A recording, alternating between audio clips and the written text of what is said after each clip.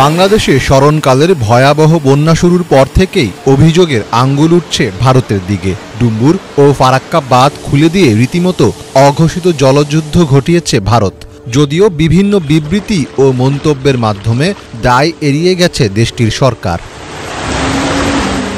বাংলাদেশে এমন আকস্মিক বন্যা নজর কেড়েছে আন্তর্জাতিক মহলের। বন্যা পরিস্থিতি নিয়ে নিয়মিত সংবাদ প্রকাশ করেছে বিশ্ব গণমাধ্যম, যার মাধ্যমে আলোচনায় ছিল ভারতের পানি নিয়ে স্বেচ্ছাচারিতার চিত্র। তবে ভারতের একাধিক গণমাধ্যম বাংলাদেশের বন্যায় ভারতের দায়কে নানাভাবে অস্বীকার করতে থাকে। বাংলাদেশে বন্যা পরিস্থিতির জন্য ভারত দায়ী নয়, এই মর্মে একের পর এক সংবাদ প্রকাশ করতে থাকে দেশটির বিভিন্ন গণমাধ্যম।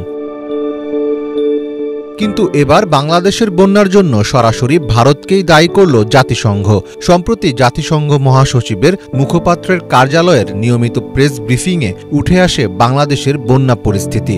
বিষয়টি বিশেষ গুরুত্ব পাওয়ায় প্রশ্নোত্তর পর্ব শুরুর আগেই বাংলাদেশের বন্যা নিয়ে মন্তব্য করা হয়। বিশ্বের বিভিন্ন বিষয়ের সঙ্গে বাংলাদেশের বন্যা পরিস্থিতি নিয়ে একটি সংক্ষিপ্ত বিবৃতি পড়ে শোনানো হয়। বাংলাদেশের বন্যা প্রসঙ্গে জাতিসংঘ মহাসচিবের মুখপাত্র স্টিফেন ডুজারিক বলেন, ভারী বৃষ্টি ও ভারত থেকে আসা উজানের ঢলে বাংলাদেশ আকস্মিক বন্যার কবলে পড়েছে। জাতিসংঘের দল দুর্গত এলাকায় আছে। তারা দুর্গত মানুষের মধ্যে পানি বিশুদ্ধকরণ ট্যাবলেট, স্বাস্থ্যবিধি বজায় রাখার কিট ও খাবার বিতরণ করছে। তিনি আরও জানান, বাংলাদেশে ঘূর্ণিঝড় ও মৌসুমি বন্যায় ক্ষতিগ্রস্ত মানুষের জন্য প্রথমবারের মতো মানবিক সহায়তা পরিকল্পনা গত মাসে চালু করেছে মানবিক কার্যক্রম পরিচালনাকারী সংস্থাগুলো। এর লক্ষ্য হল 12 লাখ মানুষকে সহায়তা করা। এখন পর্যন্ত প্রায় 7 লাখ মানুষের কাছে তারা সহায়তা পৌঁছাতে পেরেছে। জাতিসংঘের এমন বিবৃতির পর গলার স্বর কিছুটা নামিয়েছে ভারত সরকার। দেশটির পররাষ্ট্র মন্ত্রণালয় বলছে, ফারাক্কা ব্যারেজের গেট খুলে দেওয়া নিয়ে ভুল বোঝাবুঝি সৃষ্টি হয়েছে। পররাষ্ট্র মন্ত্রণালয়ের মুখপাত্র রণধীর জয়সওয়াল এক বিবৃতিতে বলেন, আমরা ফারাক্কা বাঁধের গেট খোলার বিষয়ে গণমাধ্যমের প্রতিবেদন দেখেছি। এতে বলা হয়েছে নদীর স্বাভাবিক গতিপথে 11 লাখ কিউসেক পানি প্রবাহিত হবে। বিভিন্ন ছবি ও ভিডিও প্রচার করে বাড়তি ভয় বাড়ানো হচ্ছে। আসলে এটি স্বাভাবিক মৌসুমি প্রক্রিয়া।